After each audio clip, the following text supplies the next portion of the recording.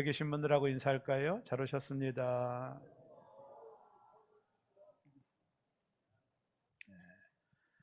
오늘 그 코로나로 인해서 좀 아파하는 우리 이병수 장로님도 코로나 걸리셔서 오늘 못 나오셨는데, 코로나로 병으로 또 아파하는 분들이 교회 안에 많이 계십니다. 위에서 중보기도 하시고 또 속히 회복될 수 있도록 기도 많이 해주시기를 바랍니다.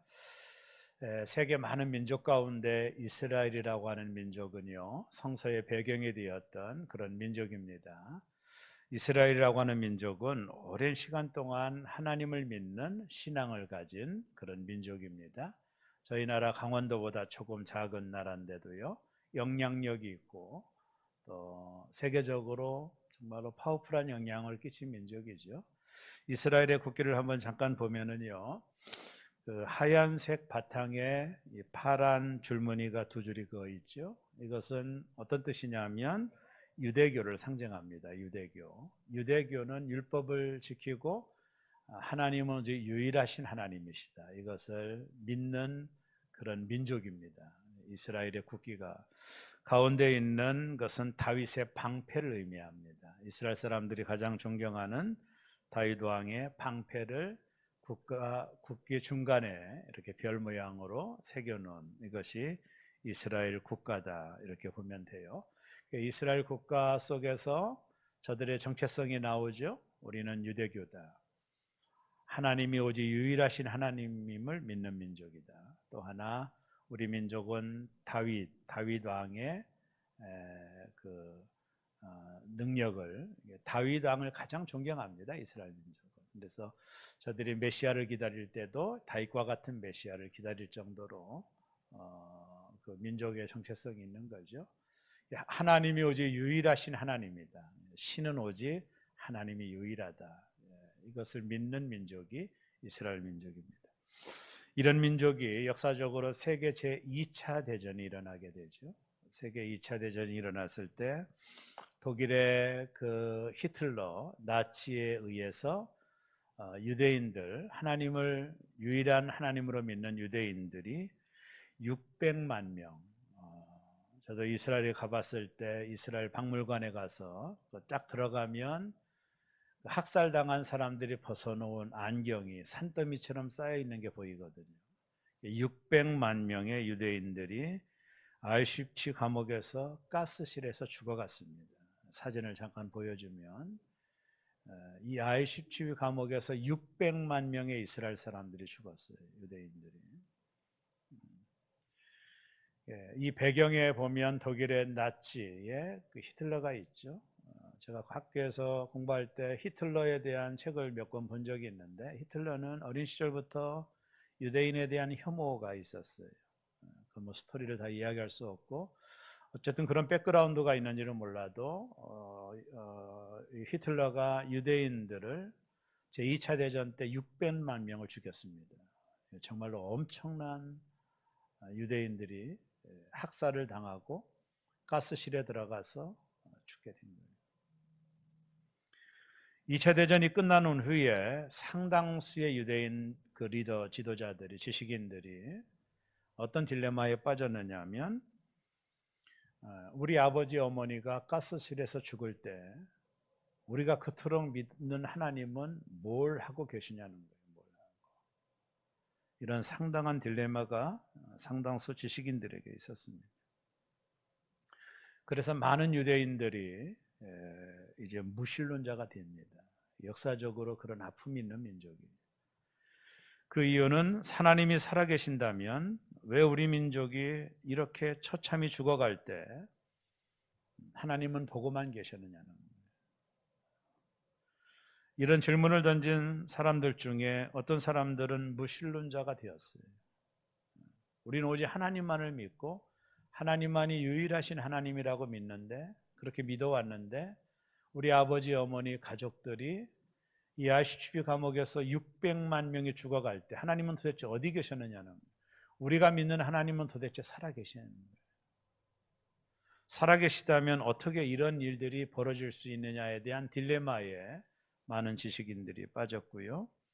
해답을 얻지 못한 많은 유대인들이 무신론자가 되어버리는 역사의 아픔을 이 민족이 겪게 되는 것이죠. 영어의 왜라는 질문은 우리 모두 항상 하는 질문입니다.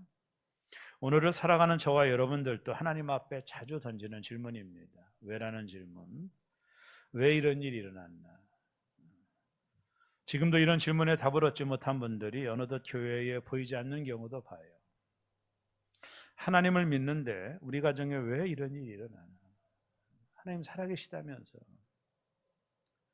하나님이 나를 그토록 사랑하시다면서, 하나님이 그렇게 나를 사랑하시는데 우리 가정에 왜 이런 어려움들이, 고난과 어려움들을 하나님은 묵과하고 계시나? 이런 질문을 던지는 것이죠. 특별히 좀 더 우리가 던지는 질문 중에 왜 이 세상에서 정직한 자들이 고통을 당하고 의인들은 고난을 겪는가? 이 문제죠. 왜 정직하게 살아가는 자들은 왜 고난이 있고 어려움을 당하고 불의한 자들, 그런 사람들은 왜 세상에서 잘 되는 것일까? 하나님이 공의로우시다면 이 부분을 해석하기가 어렵잖아요. 그죠? 의로운 자들이 잘 돼야 되잖아요. 이런 질문이 있을 수 있죠. 악한 자들은 뭘 해도 잘 되고 정직한 자들은 뭘 해도 안 되는 이 세상의 불조화, 이런 정의롭지 못한 세상을 보면서 전국에는 과연 하나님은 살아계시나? 이런 아주 기초적인 질문을 던질 수가 있는 거죠. 하나님이 살아계시다면 어찌 이런 일이 일어날 수 있나? 어떻게 불의한 자들이 더 흥왕하고 정직한 자들이 이런 고통을 왜 겪게 되는 것인가? 하나님이 공의로우시다면서, 공의로우신 하나님이 정말로 이 세상이 공의로운가? 이런 딜레마를 가질 수 있는 거죠. 2013년 3월 미국의 펴트 대학이라는 대학이 있어요. 이곳에서 신의 존재에 대한 토론회가 열리게 됩니다. 2013년도로 기억나는데요. 거기에 참석했던 무신론자, 철저히 하나님을 믿지 않았던 무신론자 알렉스 로젠버거라는 분이 있어요. 대단히 하이칼란 분입니다. 이 사람이 기독교 변증가인, 그러니까 신앙이 하나님을 철저하게 믿었던 기독교 변증가였던 윌리엄 레인 크레이그라고 하는 사람에게 무신론자 로젠버그가 질문을 던집니다. 수많은 관중, 청취하고 있는, 이걸 바라보고 있는 사람들 앞에서 질문을 던집니다. 무신론자 로젠버그가 윌리엄 레인 크레이그에게 이런 질문을 던지죠. 당신의 신이 악을 허락한 이유에 대해 설명할 수 있다면, 당신의 신, 당신이 믿는 하나님이 이 땅에 악이 존재하는 이유에 대하여 나에게 설명할 수 있다면 나는 오늘부로 크리스찬이 되겠다. 이렇게 질문을 던졌습니다. 사랑하는 여러분, 여러분들은 하나님을 의심해 본 적이 없으신가요? 저를 포함한 많은 분들이 이런 딜레마가 있는 거예요. 2014년 4월 16일 세월호 사건이 터졌죠. 거기에 젊은 우리 아이들이 300여 명이 넘는 아이들이 물속에 수장되어 세상을 떠났습니다. 그때 하나님은 뭘 하고 계셨을까? 이렇게 죽어가는 현장을 하나님은 보고 계시는 걸까? 하나님은 뭘 하고 계셨을까? 질문할 수 있죠. 더욱이 5.18 광주민주항쟁이 일어났을 때 군인의 총칼 앞에 세상을 떠났던 사람들, 지금까지 아무도 그 일에 대해 책임지는 자가 없는 이런 정의롭지 못한 세상의 한복판을 저와 여러분들이 살아가면서 던지는 질문은 하나님 과연 살아계시는 건가? 직장을 들어가고 싶고 어떤 비즈니스를 하려고 해도 백이 없으면, 연줄이 없으면 성공하지 못하고 출세할 수도 없는 공의롭지 못한 세상의 한복판을 살아가는 저와 여러분들에게 하나님에 대한 궁극적인 질문을 던지는 거죠.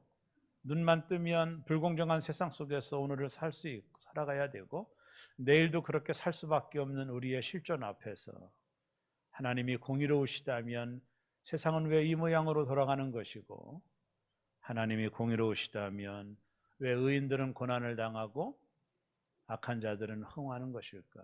이런 질문을 던질 수가 있는 것이죠. 이런 세상에 대해 궁금했던 한 사람이 구약에 등장을 합니다. 그 사람은 바로 BC 600년경에 살았던 하박국이라는 사람입니다.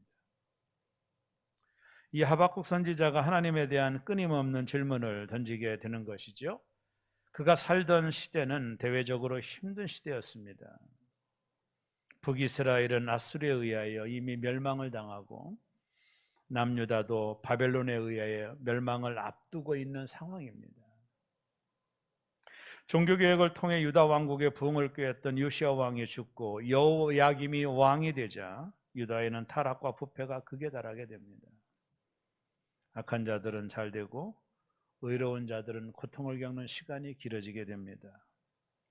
이때 하박국이 하나님께 질문을 합니다. 왜 하나님은 이 악한 세대와 현실에 개입하셔서 역사를 바로잡고 구원을 베풀어 주지 않는가?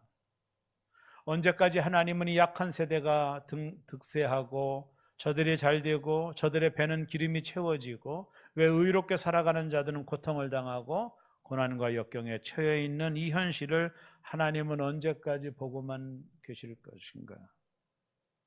하나님이 공의로우시다면 왜 이런 일이 일어나나? 하박국의 질문이었습니다. 결국 하나님께서 하박국에게 응답을 하시죠. 그게 하박국 1장입니다. 하나님이 이렇게 말씀했습니다. 반드시 이 죄악 가운데 처해 있는 유다를 내가 심판할 거다. 유다의 죄를 심판할 것이다. 그렇게 말씀하시면서 하나님이 하박국에게 그러나 그 심판을 누가 하느냐 하면 갈대아 사람, 바벨론이죠. 이 바벨론을 통해 이 바벨론을 막대기로 사용해서 남유다의 패역을 심판하겠다라는 거예요. 하박국은 너무나도 놀랐습니다. 이해가 되지 않는 거예요. 왜 이방 나라를 통해 남유다를 심판하시는지. 그것을 하박국은 이해를 못하는 겁니다. 바벨론 사람은 악하고 패역하며 거짓된 자들이라는 거예요. 그들에 비하여 유다 백성은 의인이라는 겁니다. 하나님이 공의로우시다면 왜 악인들을 들어 의인을 심판하느냐는 거예요. 왜 바벨론 사람들을 심판의 도구로 쓰시냐는 겁니다. 저들은 더 악한 민족인데 어떻게 하여 하나님의 백성들을 저 악한 민족을 통해 심판하시려고 하는 하나님을 하박국은 이해할 수가 없었어요. 그래서 하나님은 하박국은 하나님께 항변을 합니다. 그때 하박국이 하나님 말씀해 주세요. 높은 망 위에 올라가 자신이 이해할 수 없는 이것을 하나님께 질문하고 하나님으로부터 응답을 기다렸습니다. 남유다가 죄를 졌으면 심판함이 마땅하지만 어떻게 해서 이방 민족을 들어 남유다를 심판하는 것에 대하여 과연 하나님이 공의로우시다면 그런 처사가 정말로 잘 되는 것인지, 공의로운 것인지, 정말로 하나님은 공의로운 분이 맞는 것인지 하박국은 알고 싶어서 망루에 올라가 하나님의 음성을 기다렸습니다. 그때 하나님께서 오늘 하박국 오늘 본문을 통해 응답을 주셨습니다. 하나님이 주신 응답은 뭘까요? 첫째는요, 말씀을 새기라는 것이죠. 드디어 파수대에 기다리던 하나님께서 하박국에게 말씀을 주셨어요. 이런 딜레마에 빠져있는 하박국에게 이해할 수 없는 하나님의 계획 가운데 있는 이 상황 속에서 하박국은 이해하지 못했거든요. 하나님이 공의롭다면 이렇게 할 수 없는 거예요. 그래서 하나님 앞에 끊임없이 질문을 던졌고 하나님은 드디어 하박국에게 말씀을 주셨어요. 하박국 2장 2절의 말씀입니다. 우리 다 같이 한번 하나님 성고를 읽겠습니다. 여호와께서 내게 대답하여 이르시되 너는 이 묵시를 기록하여 판에 명백히 새기되 달려가면서도 읽을 수 있게 하라. 하나님의 응답이 왔어요. 하박국에게. 여기서 묵시란 드러난 하나님의 말씀을 의미하고 그것은 약속의 말씀을 의미하는데 그 말씀을 판에 기록하라는 거예요. 이 판이 어떤 분은 진흙판이라고 말하는 주경학자도 있지만 저는 조금 더 적극적으로 마음판이라고 해석하고 싶어요. 하나님의 약속의 말씀을 하박구가 마음판에 새기라는 것입니다. 지워지지 않도록 너의 마음판에 새기라는 거예요. 하나님의 약속의 말씀을, 지금부터 내가 하는 하나님의 약속의 말씀을 내 마음판에 새기라. 모든 사람이 다 볼 수 있도록 그렇게 하라는 거예요. 우리가 사는 동안 이해하기 어려운 일들을 만날 때, 이 불공정한 세상 속에서 하나님은 공의로우신가에 대한 질문을 던지고 싶을 때 우리가 꼭 기억해야 될 것은 하나님의 약속의 말씀을 내 마음판에 새기는 거죠. 그러기 위해 약속의 말씀을 흔들지 않기 위해 나의 마음판에 새겨야 됩니다. 그 약속의 말씀이 나의 삶의 기준이 되고 잣대가 돼야 되는 것이죠. 이게 대단히 중요한 겁니다. 오뚜기라는 그림을 보여드릴게요. 오뚜기는 외부에서 충격이 가하면 넘어질 수 있죠. 그러나 오뚜기는 다시 일어서는 거죠. 우리가 이 불공정한 세상 속에서, 불공평한 세상 속에서 넘어질 수 있지만 우리를 다시 일으키게 하는 것은 우리의 가치관도, 우리의 경험도, 우리의 철학도 아닙니다. 그것은 약속된 하나님의 말씀입니다. 잠언 7장 1절과 3절은 더 적극적으로 우리에게 말씀을 줍니다. 내 아들아 내 말을 지키며 내 계명을 간직하라. 내 계명을 지켜 살며 내 법을 내 눈동자처럼 지키라. 이것을 내 손가락에 매며 이것을 내 마음판에 새기라. 인생에 수많은 궁금증이 있을 때 우리가 해야 될 일이 뭐죠? 하나님의 말씀을 온전히 신뢰하는 것입니다. 이런 말이 있습니다. 하나님의 말씀을 계속 신뢰하게 되면 우리는 그분의 뜻을 항상 확인할 필요가 없다. 아주 중요한 얘기죠. 하나님의 말씀을 계속 신뢰하게 되면 우리는 그분의 뜻을 항상 확인할 필요가 없다라는 것입니다. 사랑하는 여러분, 우리가 이해하지 못하는 어려움을 겪을 때, 이 불공정한 세상 속에서 우리가 살아갈 때, 도대체 해답이 없는 이 땅을 살아갈 때, 그때가 바로 하나님의 말씀을 신뢰할 때입니다. 우리가 무슨 생각을 하거나 어떻게 느끼더라도 상관없이, 그리고 우리의 상황이 어떻게 보이든 상관없이 우리는 온전히 하나님의 말씀을, 그 약속의 말씀을 신뢰하는 겁니다. 하박국은 드디어 하나님의 말씀을 신뢰하게 돼요. 하나님의 그 약속의 말씀을 신뢰하는 동안 하박국은 그 순간 그의 흔들림은 멈추게 되는 것이죠. 두 번째 주신 말씀은 웨이트, 기다리라는 것입니다. 하나님의 약속을 마음에 새기고 신뢰하는 자들이 두 번째 할 일은 기다리는 것입니다. 오늘 하나님 말씀하죠. 하박국 2장 3절이 이렇게 말씀하는데 다 같이 읽겠습니다. 이 묵시는 정한 때가 있나니 그 종말이 속히 이르겠고 결코 거짓되지 아니하리라. 비록 더딜지라도 기다리라. 지체되지 않고 반드시 응하리라. 하나님께서 하박국에게 말씀합니다. 약속은 정한 때가 있다라는 거예요. 하나님이 정한 때가 있다라는 겁니다. 하나님의 때가 있다라는 겁니다. 하나님은 하박국에게 바벨론이 남유다를 침공하여 파괴되겠지만, 포로로 다 잡혀가겠지만, 성전은 휘파되겠지만, 그 바벨론도, 남유다를 심판하는 일에 쓰임받았던 바벨론도 반드시 멸망할 것이니 너가 기다리라는 것입니다. 비록 더딜지라도 기다리라는 거예요. 역사적인 맥락을 짚어볼까요? 바벨론의 느부갓네살 왕이 남유다를 침략하여 남유다를 멸망시키죠. 역사적인 사실입니다. 그리고 나서 그 강했던 이 갈대아 바벨론도 70년도 못 돼요. 바사와 메사에게 완전히 멸망을 당합니다. 남유다를 심판하는 일에 막대기로 쓰임받다가 그 막대기가 나중에는 꺼지지 않는 불에 들어간 것이죠. 성도가 이 땅을 사는 가장 중요한 원리는 하나님의 때를 기다리는 겁니다. 노아는 100년을 기다렸습니다. 방주를 예비하라고 한 하나님의 약속을 붙들고 수많은 사람들이 이 비도 하지 않는 이 땅에 무슨 배를 짓느냐고 불평하고 원망하고 조롱하고 비웃었지만 노아는 약속의 말씀을 붙들고 120년을 기다려 이 땅에 홍수가 올 때 그의 기다림의 보상을 받게 되었지요. 아브라함은 하나님의 약속을 받기까지 25년을 기다렸습니다. 모든 것은 하나님의 때가 있는 것입니다.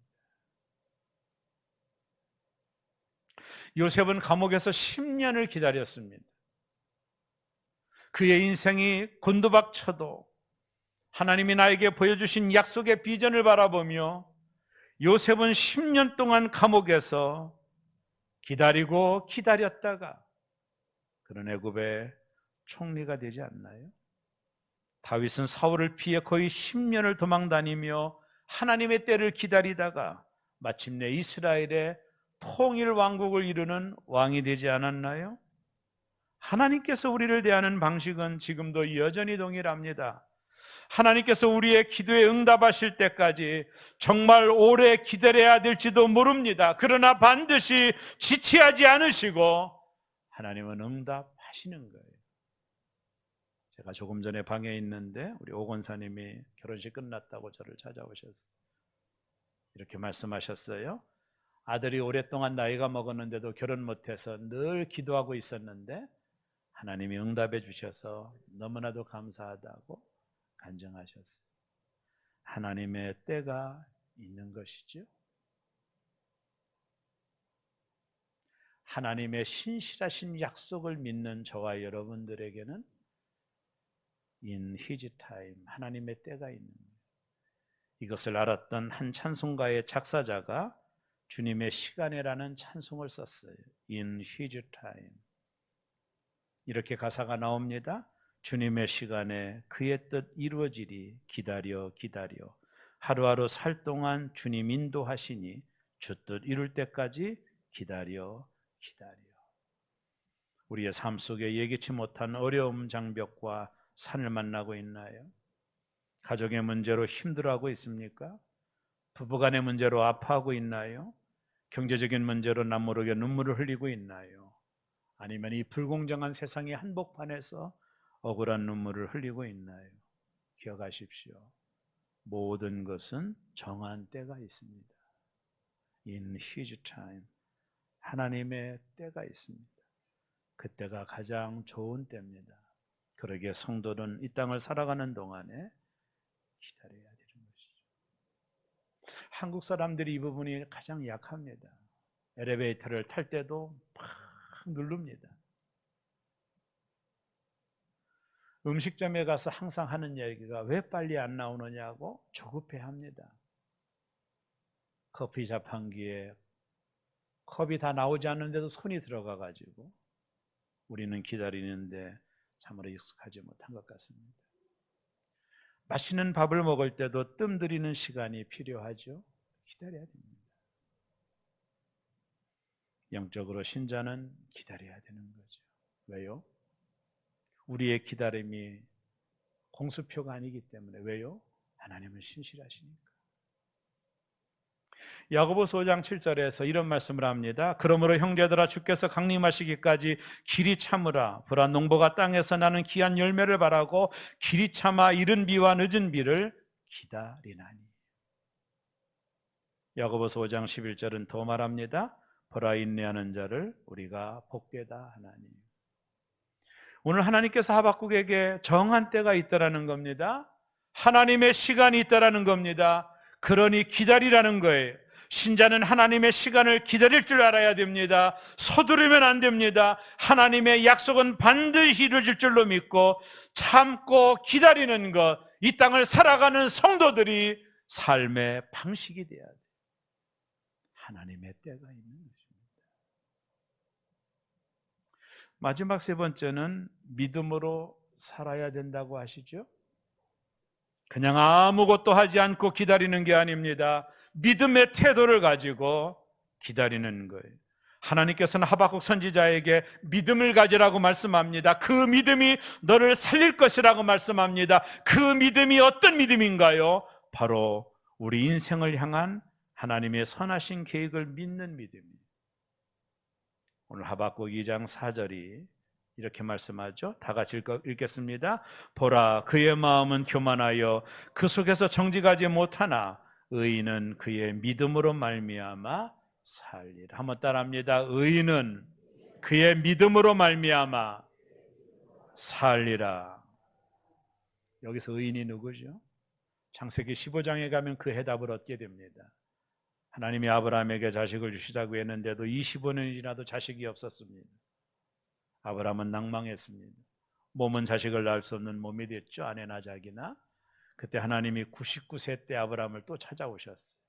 아브라함은 하늘의 별과 같이 바다의 모래같이 너에게 자식을 줄 것이다. 그때 아브라함이 하나님을 믿음에 그를 의롭게 여겼더라. 의인이 누구죠? 하나님의 약속을 믿는 자가 의인입니다. 그 의인은 뭐로 살아간다고 그럽니까? 믿음으로 말미암아 사느니라. 여기서 믿음으로 말미암아 살다라는 뜻이 히브리어로 에무나라는 뜻입니다. 그 뜻이 뭔지 아세요? 버티다 그리고 견디다입니다. 의인된 하나님의 자녀들은 하나님의 약속을 신뢰하고 그 약속이 이루어질 줄로 믿고 버티고 견디며 살아라는 것입니다. 어떤 때는 넘어지기도 하지만 그래도 다시 일어나야 됩니다.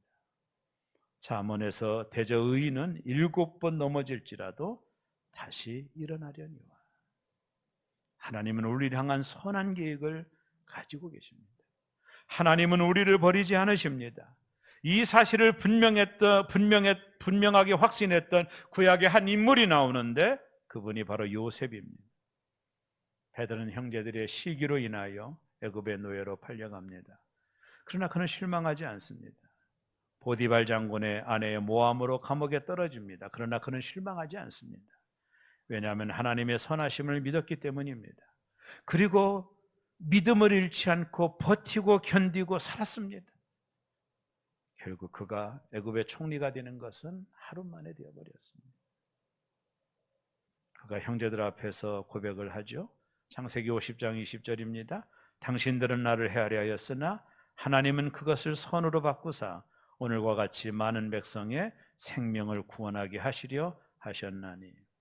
요셉은 하나님의 약속을 붙잡고 어떤 상황 속에서도 하나님의 때가 있음을 믿고 버티고 견딘 것입니다.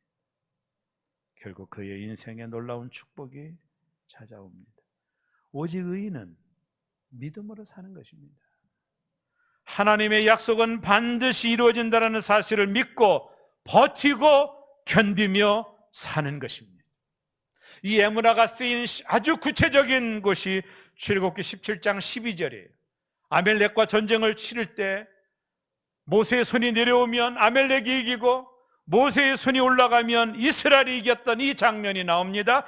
출애굽기 17장 12절 이렇게 말합니다. 모세의 팔이 피곤함에 그들이 돌을 가져다가 모세 아래에 놓아 그 위에 앉게 하고 아론과 훌이 한 사람은 이쪽에서 한 사람은 저쪽에서 모세의 손을 붙들어 올렸더니 그 손이 해가 지도록 내려오지 아니한지라.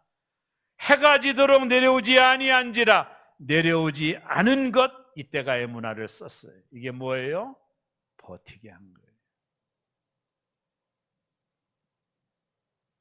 버티는 것은 어려운 것이죠.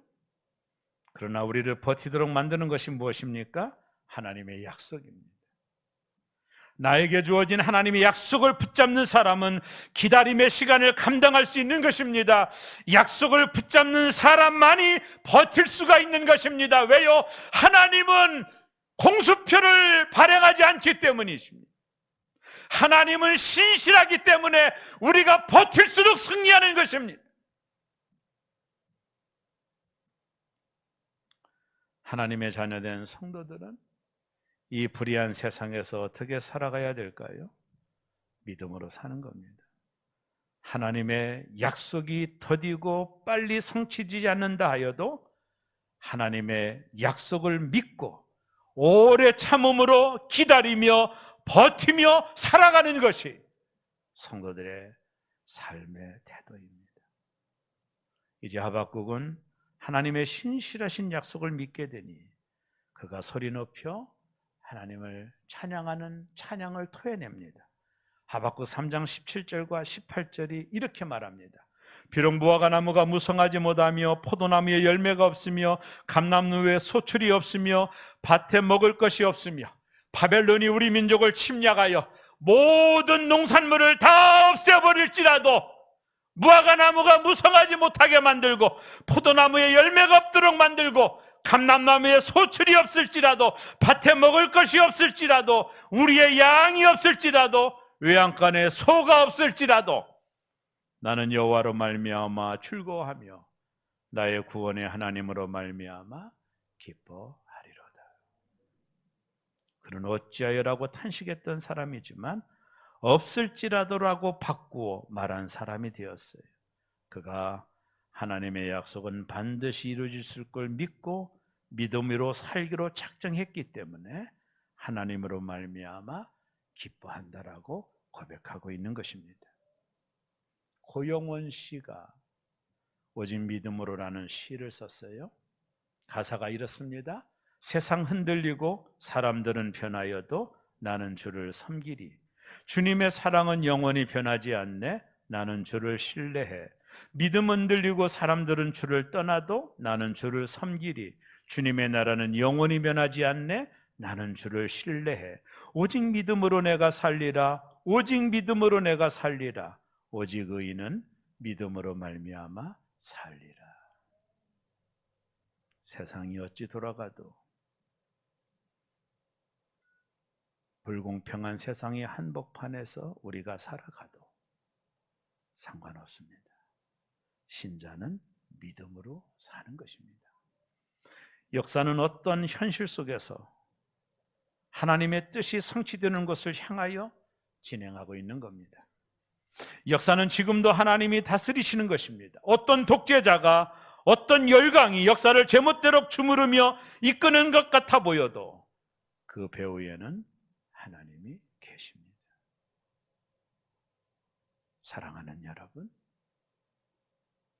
하나님의 약속을 신실하게 믿는 의인된 성도들이 이 땅을 살아가는 유일한 방법은 하나님의 때를 기다리면서 오늘도 버티고 오늘도 견디고 살아가는 것입니다. 한 대 맞아도 벌떡 일어나는 것입니다.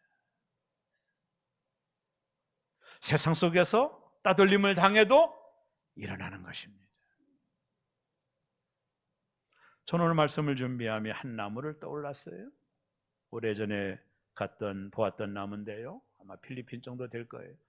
거대한 나무. 사람의 팔로 해도 닿을 수 없는 거대한 나무가 뿌리를 땅에 깊이 박고 그리고 50m, 100m까지 이 나무의 줄기가 올라가 있어요. 이것이 이 땅을 살아가는 성도들이 되어야 되겠다. 말씀의 뿌리를 깊이 박고 이 불공정한 세상 속에서 이 불의한 세상 속에서 공정치 못한 세상의 한복판에서 오직 성도는 하나님의 약속이 있음을 믿고 하나님의 때가 반드시 옴을 믿고 유아청청 하늘을 향하여 하나님을 바라보며 살아가는 것입니다. 억울해도 괜찮아요. 가슴을 치며 아파해도 괜찮아요. 의인은 7번 넘어져도 일어날 수 있어요. 왜요? 우리는 하나님의 때를 믿거든요. 하나님의 심판의 때를 믿습니다. 그 약속을 이루실 하나님을 신뢰합니다. 그때까지 버티고 견디고 살아가는 것입니다. 이것이 불공정한 세상의 한복판에서 우리가 살아가는 삶의 태도입니다. 사랑하는 여러분, 버티십시오. 그리고 끝까지 견디십시오. 포기하고 싶어도 포기하면 안 됩니다. 견디시고 버티십시오. 하나님의 때는 반드시 옵니다. 그때를 바라보며 애문화하시기를 바랍니다. 버티고 견디고 살아가는 저와 여러분 되기를 바라고, 여러분의 눈물을 닦아주실 하나님을 바라보면서 오늘도 버티고 오늘도 견디고 신실하신 하나님의 약속을 믿고 오늘도 살아가는 새롬의 모든 교우들 되어주시기를 주의 이름으로 축원합니다.